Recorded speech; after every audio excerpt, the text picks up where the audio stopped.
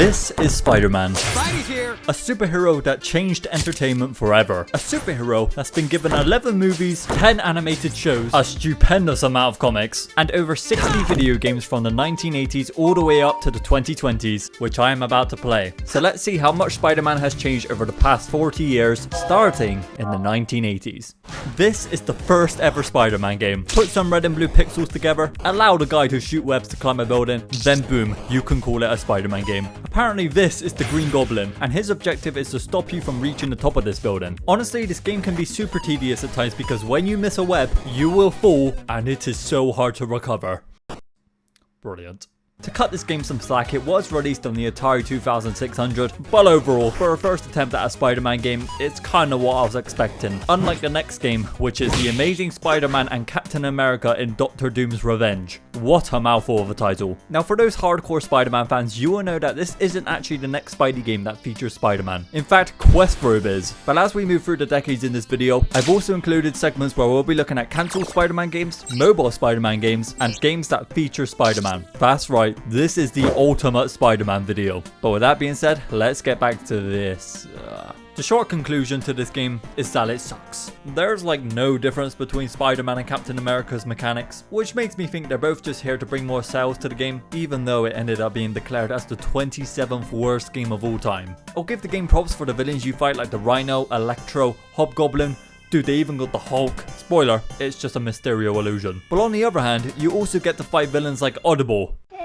Who the fuck is Audible? I thought the comic panels they used to tell the story was a neat idea. The graphics are definitely a huge step up from the first game. And well, in all fairness, I'd bloody hope so with a 7-year release gap. But that being said, just 1 year later, they somehow managed to make a game that looks worse again. And that game is the famous Amazing Spider-Man. It's not famous. In fact, it's completely bollocks. Why does Spider-Man crawl like a toddler? This game is just super goofy. Why is it when you get hit, instead of showing battle damage on the suit, you just lose every inch of skin and organ down to the bone? I did not like this game one bit. Truly, it just felt like a button pushing simulator because, well, that's all you do. Luckily, the next game is a tad bit better because it introduces the Kingpin. So for some reason, Kingpin is about to nuke the city, and everyone seems to be on board with it. In fact, even the police are trying to stop me from saving the city when there's literally a crime happening 2 feet away. Dude, they'll even throw you in jail if you fail. Before the first Spider-Man game to release on a Sega console, it looks good. The mechanics are solid. Fighting though can be a thunderfuck of emotions. Dude, how am I supposed to do this without taking immense amount of damage? Brilliant. I've just been stabbed to death by an obese Ninja Turtle.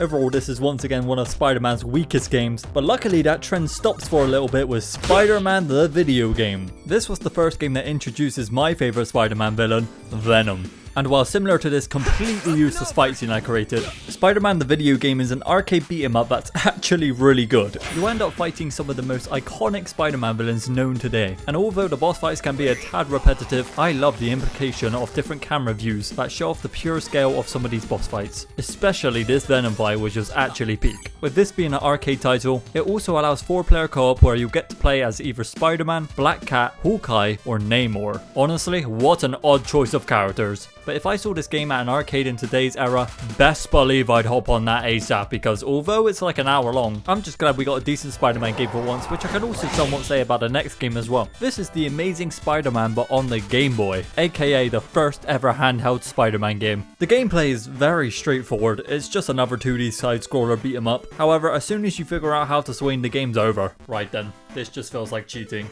I managed to wrap this bad boy up within half an hour. The plot is also kinda cool. Spider-Man's identity has been revealed and Mary Jane has been kidnapped. You'll be using a walkie-talkie to talk to the villains to figure out where to go next. And the 5 levels you get to play are pretty fun for what they are. For a first attempt at a handheld Spidey game, it did the job. But I cannot say the same about its sequel. This game is garbage. And we're honestly going to pretend it doesn't exist anymore. It's that bad. The story is so random. Spider-Man has been framed for what I think says a robbery. And for what I played, it was just boring and impossible to beat at times. It's also sad to see that another popular villain known as Carnage had his debut appearance in this game, but unfortunately the Game Boy just didn't do him justice. Spider-Man Return of the Sinister Six. The Sinister Six has returned and we gotta defeat them. Look, I don't want to slander all these old Spider-Man games, but at the same time, they kinda deserve it. The controls in this game are so infuriating. On the Sandman level, I fell down this hole and was seriously stuck down here for like a solid 5 minutes. All because I couldn't get the web swinging to work properly. Listen, defeating the Sinister Six will always be a good idea for a video game, but when you pair it with some janky ass controls and old mechanics, it just becomes a lifeless mess. Spider-Man and the X-Men in Arcade's Revenge. Right, this game is just unforgivingly hard. The first level has you running around grabbing these flashy red things in order to proceed to the next level, and once you do get them, you enter a world of pain, my friend. I found the mechanics to be good enough to actually get around each level, but everything they got going here just isn't for me, man. Wolverine's fighting clowns, Cyclops riding minecarts, Storm is a bloody mermaid, and Gambit is against mechanical chess pieces. What is that about? I think it's safe to say that Spider-Man has officially had a horrible lineup in the 90s, and even the next one is just so bad. The Amazing Spider-Man 3 concludes this terrible trilogy, with the exception of the first game, and while amazingly the third one is definitely the worst. Playing in this game stole 13 minutes of my life I'll never get back. In the end, I ended up perching myself on this brick wall acting all mysterious and shit because that was the only moment where I felt some sort of joy playing this game. Thank God Maximum Carnage is good though, because I was genuinely on the edge of losing it. What makes this game so unique to me is how it actually takes panels from the Maximum Carnage comic run. This is another beat 'em up game that took me a few minutes to get used to, but best believe, once I locked them mechanics down,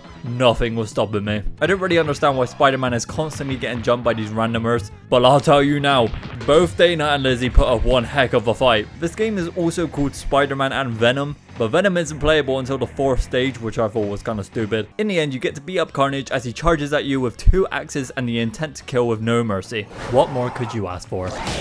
Great, a shitty sequel. Okay, hold up. I've got to be going through some sort of timeline seizure here because if I'm not mistaken, this is supposed to be a sequel to Maximum Carnage when it looks like a prequel. Everything here is worse. Graphically, mechanically, difficulty. Dude, I died as Spider-Man almost instantly. The game does let you play as Venom now from the get-go, so I did that and managed to get a little further, but still got my chocolate starfish ripped in half. Yeah, I quit. This sucks. But it doesn't suck as much as this. I present to you Spider-Man. It's just called Spider-Man, like it's some revolutionary masterpiece that everyone should play. But in reality, I'm gobsmacked by how bad it is. At this point, I don't really understand what the developers were thinking with most of these Spider-Man games. Half of them, you don't even feel like Spider-Man, you're just a guy in a Spider-Man costume. In this game in particular, you had to break this vent and for God's sake, it just wouldn't go. I think what's going on here is that they're utilizing the hype of the animated series at the time to, you know, make a shitty game and secure a bag. Spider-Man Cartoon Maker. I've made my own Spider-Man cartoon, and you know, with the animations I've managed to pull off in this video already, well, I don't want to like stretch my ego, but you'd think it'll be pretty decent, right? Well, today I'm here to present to you Spider-Man Can't Save Everyone. Do it. I can't even believe it.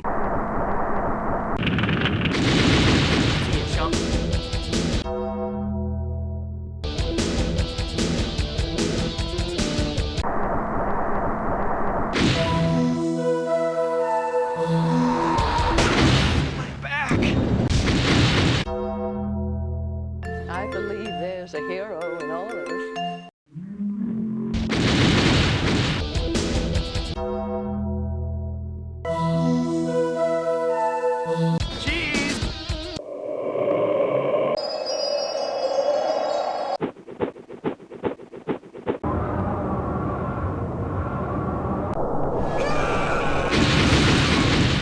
I missed the part, but that's my problem. The Amazing Spider-Man Lethal Foes. So this game is only in Japanese, so I cannot tell you what the hell these characters are saying to each other. All I know is that this game is alright. The animations are super polished, and I really like the design they got going for my boy. But one thing I didn't like about this game was that damn timer. Although it haunted me every second I played, I have never had such a clutch moment in a game before. In the second level of the game, you end up going down these sewers, which is a literal maze, near enough making this level impossible to be, and honestly I don't know how I did it, but I made it to the lizard with 7 seconds remaining, which meant I had to beat this green lab rat to the ground as fast as I could, even if it meant I had to sacrifice my entire health bar. And somehow, after watching Dr. Connors lash out, I pulled off a damn miracle. No, there's no way I do this. Bro, he's choking me out. What a dirty dog. Yeah, it's done. It's done.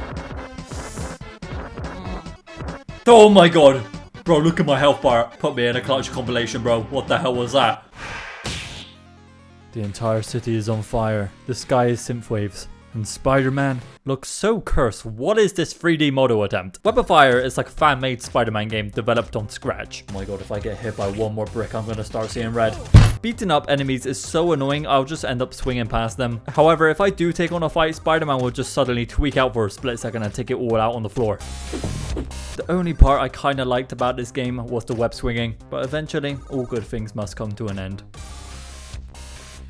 Spider-Man the Sinister Six. Okay, I must have found like a cover-up game or something because according to the internet, this game does not exist. Even the Wikipedia doesn't have any info on it, and the Wikipedia knows everything. But once I did manage to hack my way into this game and catch an insane amount of viruses. God, I wish I never did because holy crap, it is shocking. The aesthetic, the art style, voice acting, and facial expressions are just... Camera, action! Oh, hell no, man. What the fuck, man? Honestly, what a sad way to end the 90s with this absolute garbage. Luckily, the 2000s games are a lot better. But before we do that, why don't we take a look at Spider-Man's cancelled video games? First up is Spider-Man The Venom Factor. Alright, let's all take a knee real quick and appreciate that this game never happened. Because it's meant to be a sequel to Spider-Man The Sinister Six. And quite frankly, I'd rather play with dirt than play with this game. Next up is Spider-Man 4 the movie, The Game. Now while Sam Raimi was working on the film, other studios were developing multiple versions of Spider-Man 4 on different consoles. However, when the movie got cancelled, the games were scrapped as well. It's a tad disappointing, but after the utter disaster of Spider-Man 3 the movie, The Game, which you'll definitely want to stick around for and see later in the video, I think we might have been saved. Ultimate Spider-Man 2. Yeah, Activision, I got issues with you now, pal. Why would you cancel this? Apparently, this would have been a direct sequel to Ultimate Spider-Man and would have taken place in the winter and have Green Goblin as the main villain. I think instead, we ended up just getting Battle for New York, which is like so infuriating when you realize what could have been, but I guess something is better than nothing. Spider-Man The Great Web. I think I speak for all of us when I say we need this game. Having a Spider-Man multiplayer game has been a dream of mine since I was a child. And the fact that we were so close to it breaks my heart. You know, I don't think you understand how happy this would have made me. Insomniac has made the best Spider-Man games. And to have a multiplayer version of this would have cured my undying depression after realizing this was cancelled. Anyways, with those being done now, let's move on to the 2000s. Spider-Man is now in 3D and he is looking better than ever. Loading this game up, you're greeted with the soothing sound of Stan Lee's voice. Welcome, true believers and newcomers alike. Spider-Man co-creator Stan Lee here. Rest his soul, he'll forever be loved. And after that, you'll go on to play a game that's very different from any of the Spider-Man games we've played yet. I have a lot of good and bad to say about this game, and we'll start with the pros. I think for its time, the developers worked really well to create an experience that makes you feel like Spider-Man, even with the limited amount of technology they had. For a first attempt at a 3D Spidey game, they was able to give us some good combat, decent level design, and a chunk of iconic villains, including Carnified Dr. Octopus. Holy shit, that last mission is genuinely terrifying. Having this character chase you for a solid 3 minutes in these tight spaces had me straining. I also enjoyed the little cameos we got for the Human Torch, Daredevil, Punisher, and Captain America. Not to mention the ending scene when they're all playing cards together. What a moment. Now in terms of the bad, it's just a really old game. The camera is by far the worst thing about it because you cannot control it with a separate stick. And my god, some boss battles feel impossible to beat because you're constantly trying to turn the camera around to fight them. The web swinging in this game is also a bit odd. You need to be in proximity of an object that you can get to for it to work, even though you're just swinging from absolutely nothing. Venom also acts like a complete child in this game. Spider-Wars, come out and play! His dialogue is so bad, and his intentions for being a villain for the first half of the game are just so stupid. There's this imposter Spider-Man that does some sort of heist at a science expo, and obviously Venom thinks it's the real Spider-Man, so he completely goes off the rails and kidnaps Mary Jane, lets the entire world know that she has 24 hours to live. And basically the way Spider-Man explains to Venom that it wasn't him was by saying how they bumped into each other at the science expo, so it couldn't have been him. This This is either the worst writing or Venom is just super thick in the head for not putting that together. Now this game also starts the trend of developers making ports for these games, but depending on the console, each game will be entirely different to the other. This is still the same game Spider-Man, but for the Game Boy Color, and as you can see, they're nothing alike. But I just thought it was cool that developers went out of their way to make these games to reach as many people as possible, even if some of them weren't great. Overall, Spider-Man 2000 for the PS1 feels like a landmark for Spidey in video games. But oddly, just 1 year later, they decided to make 2 sequels for it. The Game Boy version goes back to being a 2D side-scroller that has nothing to do with the first game. Instead, you'll be fighting rogue teddy bears. And Spider-Man 2 Enter Electro on the PS1 has Electro as the main villain, which is cool and all, but it's nothing special. The first half of the game is all fine and dandy. You're playing through missions that feel pointless to the plot, and it's a very forgettable experience. But the second half of the game, I will never forget because it made me want to rip out my goddamn eyeballs and shove them so far up my ass. These are some of the most miserable levels to play. After completing this level where you need to do several different tasks, all of them being bullshit by the way, they may look easy as a spectator, but when you're battling against the most infuriating camera movement in the world, you'll eventually start to tweak out like I did. Holy you fucking dirty cunt, I'll fucking rip your butt. Anyways, you then enter this monstrosity of a room where you have to climb several floors and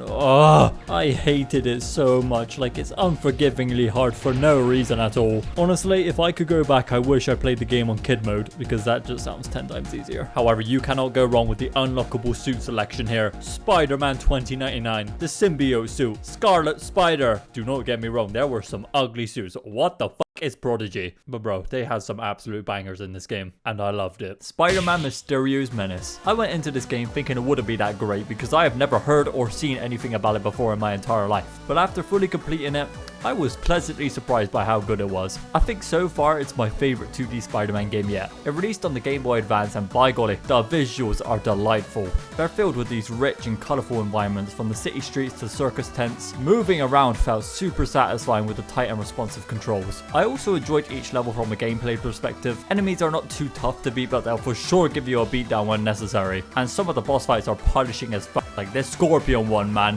What is bro doing? Well, on the other hand, Rhino and Hammerhead were like an absolute breeze to beat. This feels like a forgotten title that not many people played, so if you haven't played it already, I really do recommend it. It took me just over an hour to beat, but in that time span comes several unique levels and a decent story with cool cutscenes and music. Spider-Man, the movie, the game.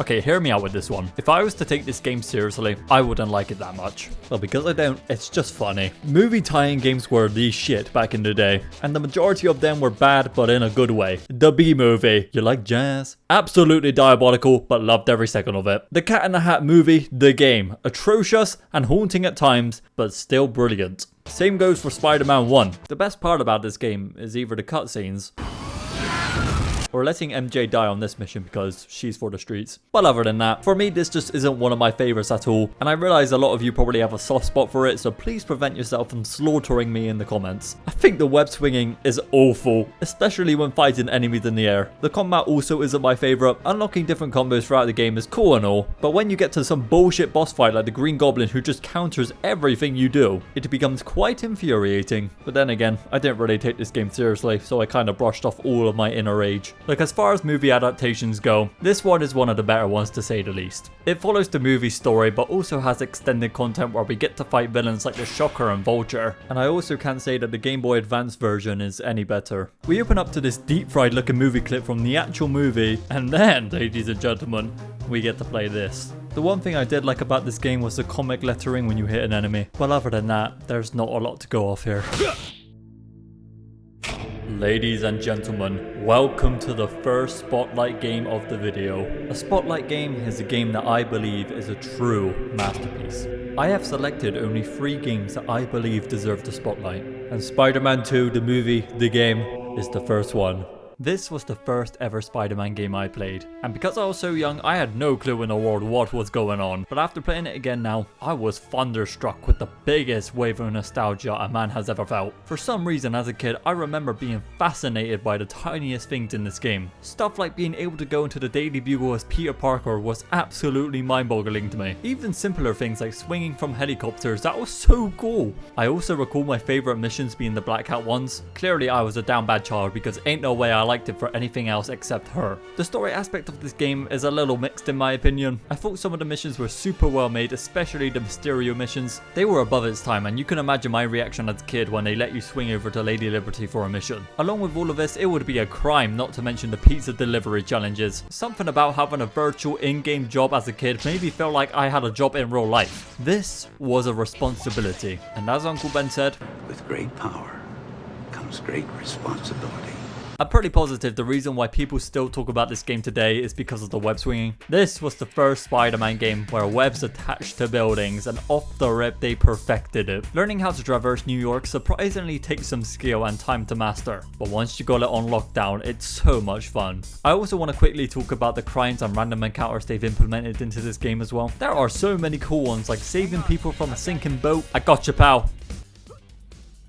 Or simply grabbing a balloon for a kid. Just another downer job. They felt fresh and different, which I felt like future games didn't really capitalize on. Altogether though, Spider-Man 2 is genuinely an amazing game. But let's be honest, we're all here to look at the PC version instead. When I discovered this version of the game, I thought it was fake. Imagine having to aim your cursor at a green bubble in the air to swing. That is just criminal. For the many few who did play this version and enjoyed it, please make your awareness in the comments, because there is no way your opinion isn't drenched in bias.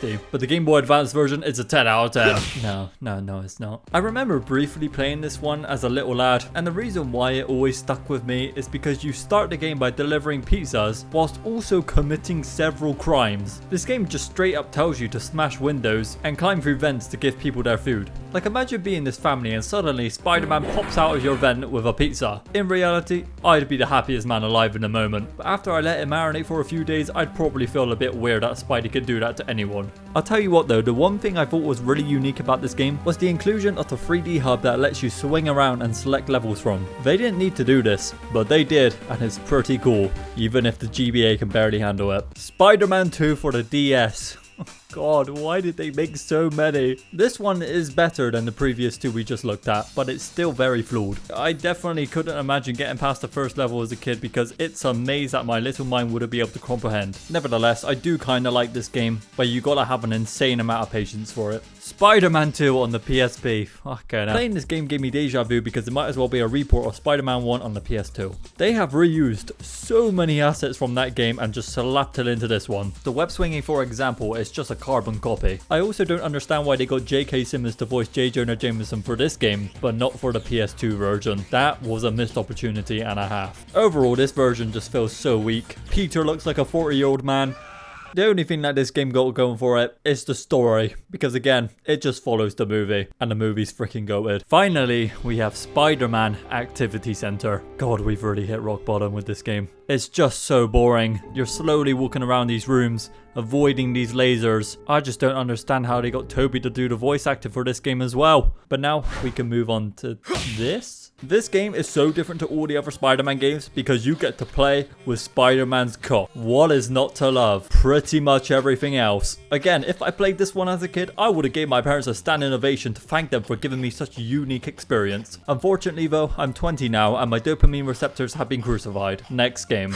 Oh, hello you beauty. Put a sprinkle of creativity into a Spider-Man game and you get Ultimate Spider-Man. The standout aspect for this game is the comic-like art style, and quite frankly, that is why I remember it so well compared to all the others. Its pure uniqueness makes the game timeless, because playing it again 11 years later, I ended up loving it all over again. Now, before I strap in to glaze this game even more, these are the Game Boy Advance and Nintendo DS versions. The GBA version feels extremely similar to the Spider-Man movie games. I definitely prefer this one over those though, because well, you can break into people's homes and beat people to the point of disintegration. I love that. The DS one on the other hand is actually a really good interpretation of the console version. It continues to follow the art style and story whilst being in a 2.5D perspective, so I gotta give the game props for doing a great job at adapting the essence and mechanics of the console version to a side-scrolling handheld. Also, for those who are curious to why the resolution is so high, it was either I play like this or this. which I know kind of takes away the whole DS vibe, so if you're annoyed about this, I do apologize, but it ain't that deep. Now let's get back to the one we all came here for. To start, you begin the game with a boss fight against Venom, and then throughout the game, you get to play as him, leaping around these buildings and eating people, including children. That was kind of odd. Was just so fun. Smashing helicopters and throwing cars, fighting Wolverine. This was the peak experience for a guy like me. Now back to Peter. I gotta get this one off my chest real quick. Everyone in this game knows his secret identity. 5 minutes into the game, you're swinging around without his suit on. All the villains know who he is as well. So does Nick Fury and Silver Sable. I know who you are, Peter Parker. Later in the game, you're fighting her in public as Peter. And then after that, this guy here literally watches you get into your suit. I just thought this whole scenario was kind of funny. Anyways, Ultimate Spider-Man is filled with so many incredible features. The web swinging alone goes crazy, bro. Having the ability to climb your web is so useful, especially when you're in Queens. The combat also makes you feel unstoppable at times. I'm pretty sure I just disintegrated Shocker with that nasty ass combo. Yeah, he's dead. One little nitpick I have about this game is that nearly every boss you encounter, you have to chase them before you fight them, and it goes on for so long. But when you do get to fight them, it's a great time. Electro, Green Goblin, and oh, the craziest plot twist at the end when Peter turns into Carnage. That's nuts. For my final statement about this game, I want us all to take a second to appreciate Peter's final blowout on Venom. I'm pretty sure he just killed him.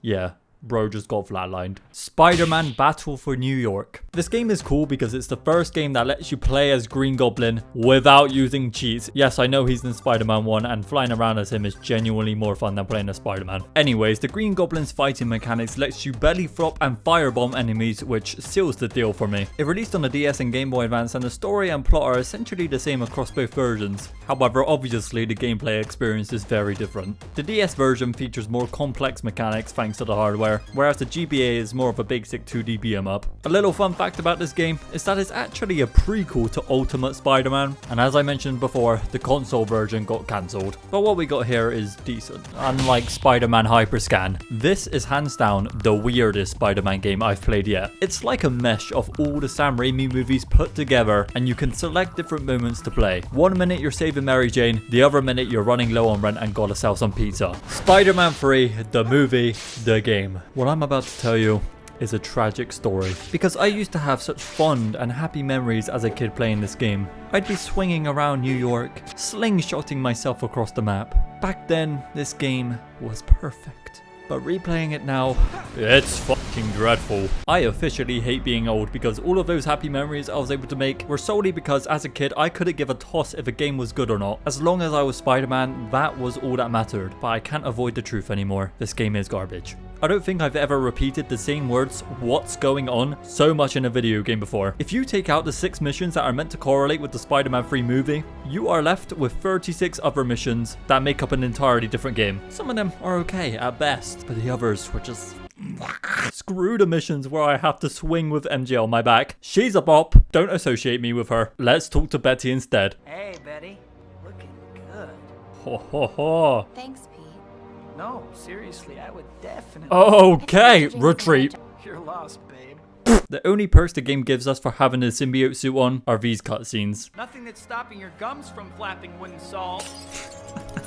Other than that, it's super underwhelming. One thing I can heavily praise about this game are the animations after you fail a QuickTime event.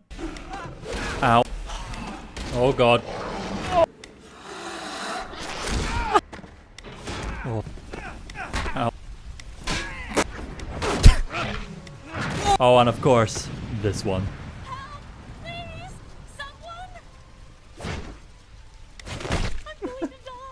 Look, at this point, this game is just a meme. Even this backflip was rightfully crucified because of how damn useless it was. Spider-Man 3 once had a special place in my heart, and it still will. I'm really trying to gaslight myself into forgetting about my recent playthrough, so I'm gonna rate this game off my childhood experience. Therefore, it's a 10 out of 10. Now let's move on to the other versions. Spider-Man 3 for the PS2 is again an entirely different game. It also released on the Wii and PSP, so fair play for cramping all of that onto a handheld.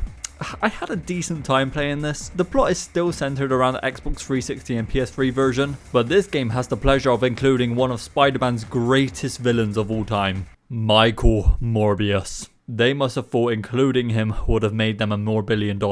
Onto the DS version, I don't like it. Unlike Spider-Man 2 on the DS, you now have to use the touchscreen to fight enemies, which is fine, I guess. It's enjoyable to bust out some cool ass combo, but if I'm being totally honest, that's all the game has to offer. The best part was probably the ending when Harry Osborn dies because his glider gets damaged. They could not bear the thought of keeping him alive because it wouldn't be canon to the movie. Finally, we have the Game Boy Advance version. This one is very similar to its predecessors, and I'd say it's an enjoyable experience until you get the black suit. I know what you're thinking, how is that even possible? Well, I'm about to tell you. Most of the game requires you to break down walls whilst using the black suit. However, whenever you get hit, you'll lose the black suit until you can refill your rage meter. This is so stupid because half of the game I was farming enemies just to fill up that meter so I could move forward in a level. It just became tedious at the end of the day, and there's nothing special about it. Spider-Man Friend or Foe. What a peculiar game this is. Friend or Foe involves teaming up with both heroes and villains from the Spider-Man universe to defeat a greater threat controlled by an alien symbiote. This leads to a cool concept similar to Web of Shadows' ally system, where we get to fight alongside villains like Green Goblin, Dr. Octopus, and of course, my ride or die, Black Cat. The plot of the game is straightforward and lacks a lot of depth, but I think that's because the target audience is laser focused on younger players. I mean, if I got my hands on this as a kid, I probably would have loved it. And don't get it twisted, I still think this game is decent. I enjoyed the classic beat 'em up style they got going here, which reminded me of Spider-Man the video game back in the 90s. However, the combat itself can feel a bit repetitive after a while, because pretty much all the enemies can be beaten up with the same basic combo attacks. The Nintendo DS version takes a slightly different approach compared to the console version. It's even more simplified now. Honestly, I didn't even think that was possible. But all the levels are different, the combat is different, and for some reason I've noticed they've used the Ben 10 Omnitrix sound effect in most of these upcoming games.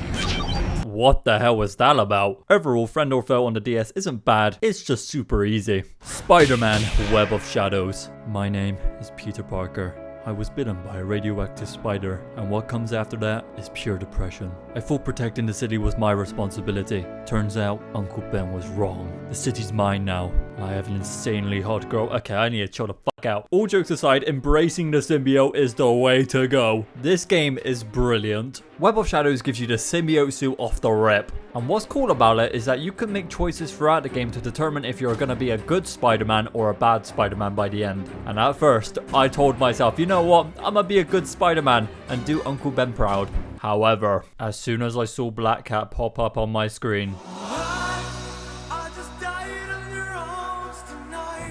I have never folded faster in my entire life. And it was the best decision I have ever made. Seeing MJ's face when Spidey and Black Cat had their little intertwined,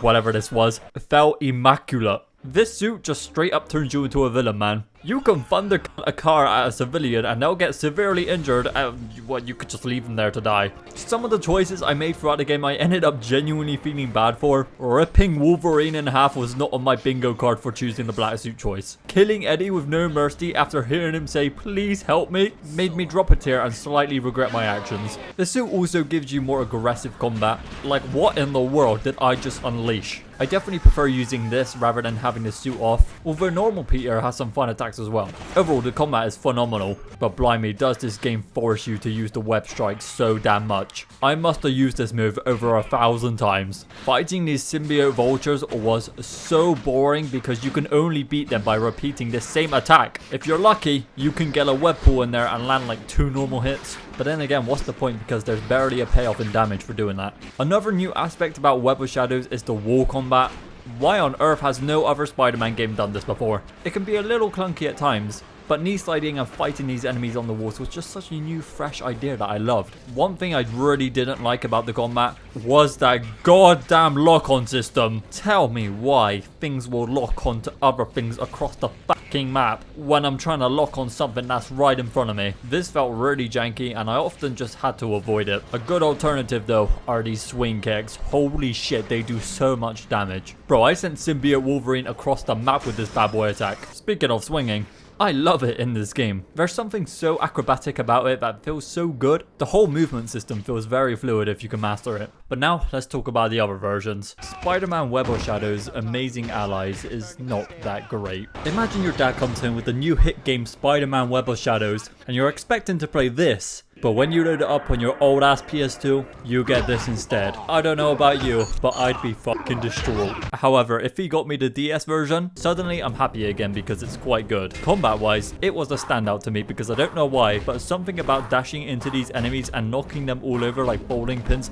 was satisfying as hell. And I also thought this revive system was a neat little touch because I ended up getting battered by some of these enemies. Altogether though, Web of Shadows had a good run in my opinion, apart from the PS2/PSP version, which I thought was kind of sloppy. We have reached the end of another decade, and before we move on to the 2010s, let's take a quick look at Spider-Man's mobile video games. Starting with Spider-Man Toxic City, a 2D side-scroller that had us fighting Green Goblin and saving New York from his toxic serum. It was fun, I'll give it that, but it's just a classic beat-em-up game from the early mobile era. Next up we have Spider-Man Total Mayhem, which was a dramatic leap in quality. This 3D action game had vibrant graphics that blew me away back in the day. I mean, when you go from something like Doodle Jump to this, is pretty significant. But then came the Amazing Spider-Man on mobile, which gives us a MIDI console experience right on our phones. The combat and web swinging were great for mobile, but I'm still confused why the mobile version was able to get an open world, but the Wii version couldn't. Spider-Man Ultimate Power. This game simplified things with a fast-paced endless runner format. You get to battle villains like Green Goblin and Venom, whilst collecting power-ups and avoiding obstacles. This one had to fall, so the next endless runner could fly. But before we get to that, just a year later, the Amazing Spider-Man 2 hit mobile. Honestly, I think I only remember playing this on my nan's Kindle. Finally, we have Spider-Man Unlimited.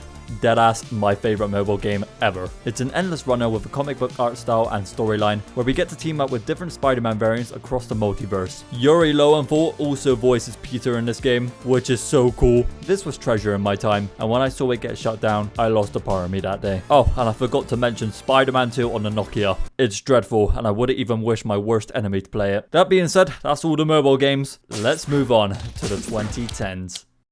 Ladies and gentlemen, welcome to the second spotlight game of the video, Spider-Man Shattered Dimensions. This game to me is yet another timeless masterpiece that's so innovative and creative, it's truly insane. To start, we gotta talk about the voice actors. Each Spider-Man is voiced by a person who previously voiced Spider-Man in an animated TV show. That is just so cool. My personal favorite is Josh Keaton because he voiced the Spectacular Spider-Man, aka the greatest Spider-Man show ever made, and I'll die on that hill. The 4 Spider-Man you get to play as have such a diverse amount of gameplay. Amazing Spider-Man sticks to the classic Spidey action. Ultimate Spider-Man embraces the symbiote and allows you to take on so many enemies at once. Spider-Man 2099 focuses on futuristic combat with the ability to move so fast that it slows down time. And Spider-Man Noir is pure stealth.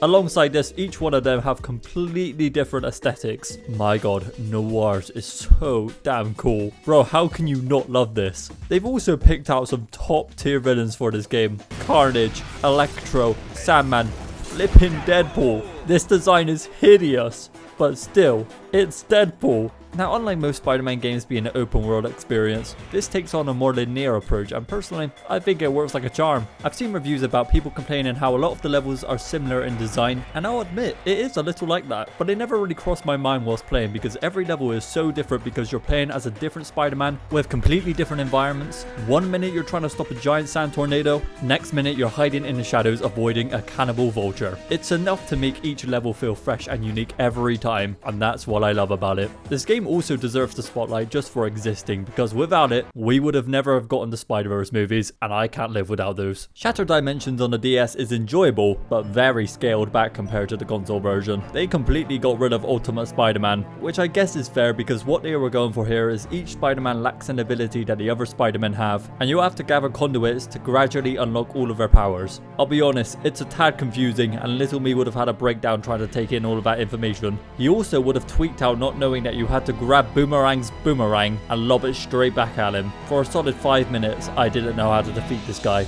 It's a little embarrassing, but we got there in the end. Spider-Man and Friends Secret Missions. Holy shit, what a throwback and a half this game is. Looking back on it now, it seems like it was designed to be an educational experience where you play through different chapters as Spider-Man. You do your shopping, you do your recycling, and you learn how to pack things up. Honestly, I think this game was setting me up for adulthood. Clearly my parents wanted me out the house as soon as possible. Spider-Man Edge of Time. Okay, what the flip, Beanox? You come out with an absolute banger filled with the most creative environments I have ever seen, and then you drop this game which keeps you in the same building the whole time. For a good 5 hours you'll be looking at the same walls, assets and enemies because everything here is set in Alchemax, which is a boring sci-fi science lab you'll probably only recognize from the Spider-Verse movies. This one is quite disappointing for me. The game takes classic and 2099 Spider-Man, where they tell a story based on what happens when you mess with the past and how that changes the future. Edge of Time starts with the death of Spider-Man, and in order to prevent this, both Peter and Miguel must stop Anti-Venom, who turns into this atrocity, and later in the game, you'll go on to fight the CEO, aka future Peter Parker. What a plot twist that was. This game is praised for the writing, and at times I can back that, but most of it is the two Spider-Men giving attitude to each other, and sometimes it's non-stop. Personally, I like this game for the combat and Black Cat. The whole hyperspeed ability for Peter seems very unrealistic, but I like it. Same goes for the freefall sections with Miguel. Alchemax gotta be the world's tallest building, because by golly, they make this man freefall about over 5,000 stories. Now moving on to the DS version, it's an odd one. To start, there are so many more boss fights in this game. What the fuck is Big Wheel doing here? Scratch that. What the fuck is Arcade doing here? We haven't seen this guy since the 90s. Like Menace as well? Is that like a female Green Goblin? I'm really not familiar. Even Overdrive is in this game. It's like they randomly span a wheel to determine what villains they're gonna put into this game, and it just landed on the most obscure ones. Hell, they even got rid of Anti-Venom and replaced him with Rhino. What a significant downgrade. If you enjoyed this one as a kid, fair play. I can't say I would've, but you know what I did enjoy? The Amazing Spider-Man. Why is this game so damn cinematic? Shit, I feel like I'm in a movie with this web swinging. The Amazing Spider-Man attempts something different with Spider-Man's movement, and that's called Web Rush. It allows you to slow down time and pick precise points in the environment to zip to, and it's really fun to watch because you're just kind of letting all the movement happen, but it's so clean I can't really hate on it. This especially applies with the combat as well. You're clicking one button here to do everything, however because the animations have been glorified, it looks like you're doing more. Listen, as a kid I was bamboozled by the story in this game. Fighting this was amazing, but fighting this now? Oh no. This game makes no sense. It's meant to be an epilogue to the movie, so we fight villains that have been tested for cross-species, like Scorpion, Rhino, Rat Guy Man, I don't know what this is. But worst of all, these gigantic mecha robots that cause catastrophic damage to the city, controlled by the worst villain, Smythe. This guy's entire goal is to remove all living cross-species, including Spider-Man, and later in the game he's actually successful and removes Peter's powers, which gives the Lizard his whole redemption arc in the final battle. I think the best part about this game is finding all the Spider logos to get the unlockable suits. That shit is so nostalgic for me. And if you thought the Wii and 3DS version were gonna be the same, it's really not, because they take out the entire open world aspect and make it a linear game instead. Now this is kind of acceptable because of the hardware limitations, but I think it's still disappointing. And my god, we cannot forget about the DS version. This might be the worst Spider-Man DS game yet. This game looks like it had a budget lower than my last McDonald's meal, and that's being generous. The Amazing Spider-Man 2. Before we start, I want to give you a heads up,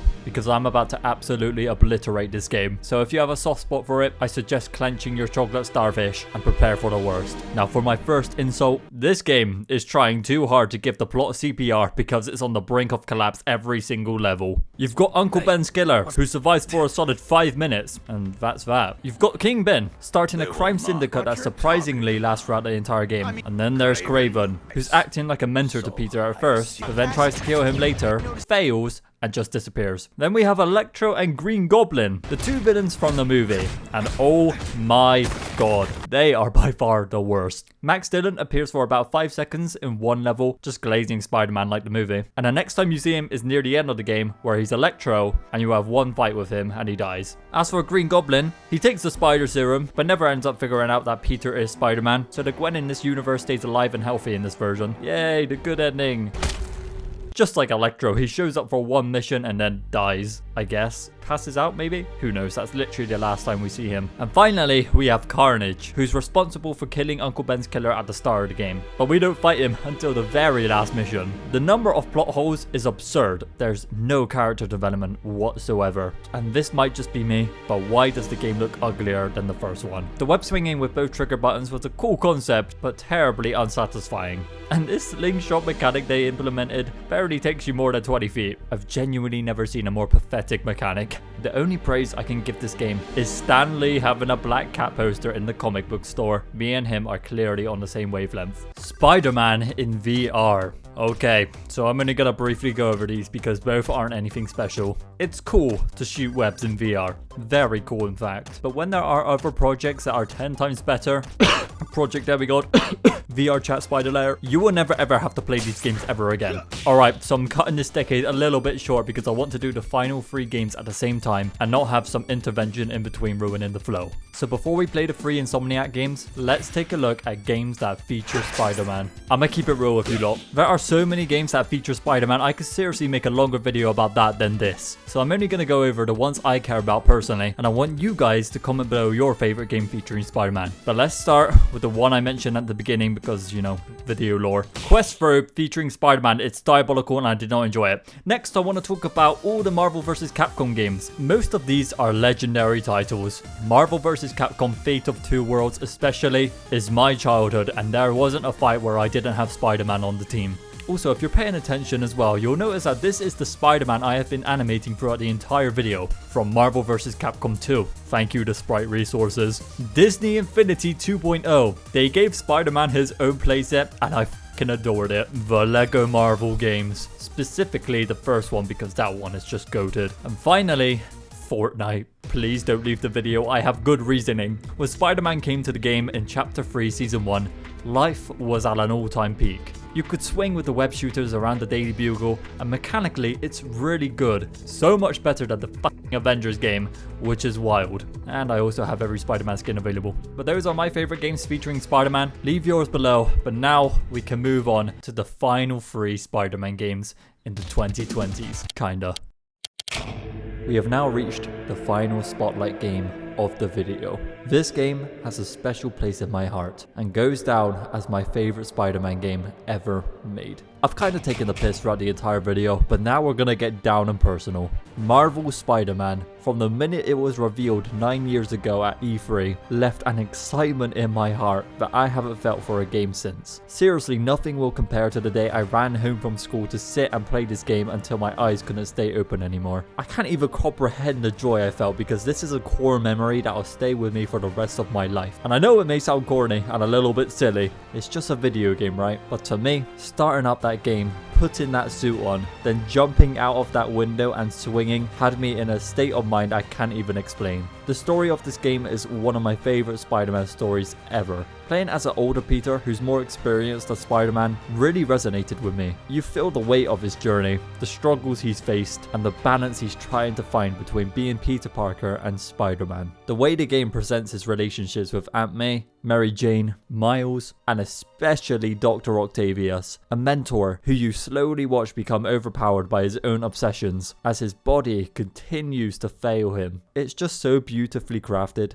It felt like a true Spider-Man story full of heart and real stakes. Combine this with the gameplay, Insomniac blessed us with a movement system that flows majestically. The swinging blew my mind and became therapy for me. I know one of you out there have also hopped onto this game and have mindlessly swung with your Spotify playlist blasting in the background. Building that momentum to soar through the best representation of New York City I've ever seen in a video game is so fun. The combat as well is the best we've ever seen. I'm still convinced Spider-Man accidentally kills people with some of these finishers because I know for sure no normal human could take a blow like that. The gadgets and super moves were also a blast to play with as well. Realistically, it all came down to only using Web Blossom and Impact Webs. Those two are spectacular and I deeply miss them. But even with all of that, what really cemented this game as my favorite is the emotional depth it takes on.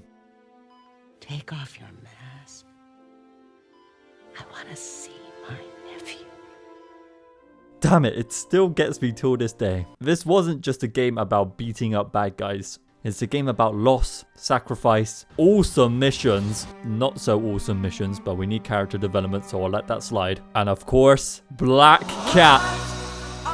Sorry, I might have just ruined a good moment there. Jokes aside, this game is a 10 out of 10. It's, in my eyes, a perfect story about Peter Parker and a perfect origin story to Miles Morales. This is a much shorter experience compared to Peter's journey, and I see a lot of people say it could have been a DLC. Well, I'm so glad it wasn't. Having a full game revolved around Miles felt fresh and unique. Leaping off these buildings and falling into a headfirst dive is just full of the exaggerated swagger of a black teen. No, I'm kidding, that is not the script we're going off. But Insomniac did cook with Miles' animations because they take a more realistic approach of an upcoming Spider-Man that isn't as polished as Peter yet. Being able to do so many more air tricks compared to the 4 that were in the first game made the web swinging so much more fun. Chain this together with the Venom jump and dash 2, incredible. The combat itself has a huge upgrade combining the gadgets from the first game with Miles' Venom powers. Along with camouflage, this dude is actually so powerful. And the story is once again fantastic. Witnessing his gradual progression of stepping into the shoes of Spider-Man whilst dealing with the loss of his dad, finding out his uncle was the Prowler, and nuking his best friend in the sky was something. Miles Morales may be a shorter game, but it doesn't feel like it's lacking. It's a great continuation to his story, and might I say, it needed to happen for our last and final game to work. Marvel Spider-Man 2 is the combination of everything Insomniac has built so far. I mean, right from the start, you can tell it's clear that the game is bigger, bolder, and more ambitious than anything they have ever done before. The first cutscene having Miles and Peter suit up to get ready to take down Sandman was the most exciting intro for a game I have ever played. The fight itself was just something straight out of a movie. We can now play as both Spider-Man, and Insomniac still manages to expand their unique abilities. Peter especially has been given the whole package here with the Iron Arms and Symbiote.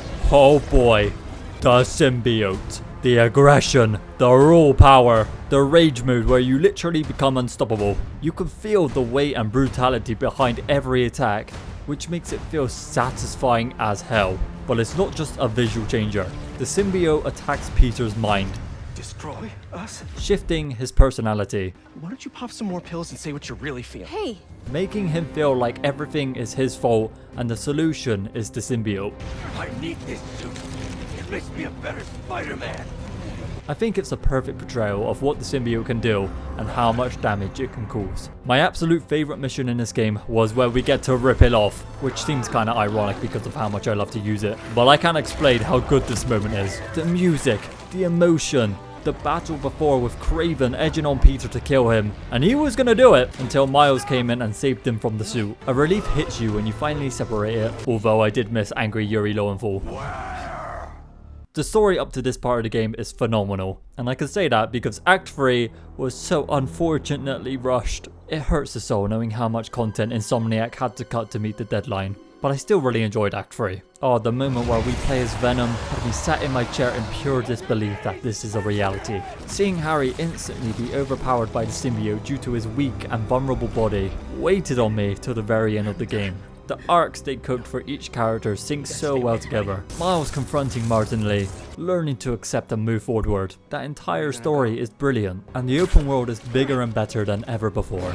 I think this is the best movement system in any game ever. The web wings add a dynamic depth that lets you travel faster than ever. Other mechanics like the slingshot and loop-de-loop were things I've always wanted to see done properly in a Spider-Man game, and here it is. There's much more to say about this game. Every villain here is amazing with incredible boss fights, from the Lizard to Craven to Venom. Hell, even fighting Scream for that one mission was awesome to see. Now what am I thinking? This game also deserves the spotlight. And with that being said, Spider-Man is a character that's come a long way. We went from this to this in a span of 50 minutes or so, covering over 60 video games. Every decade has brought something new. Looking back, it's clear that Spider-Man is an icon.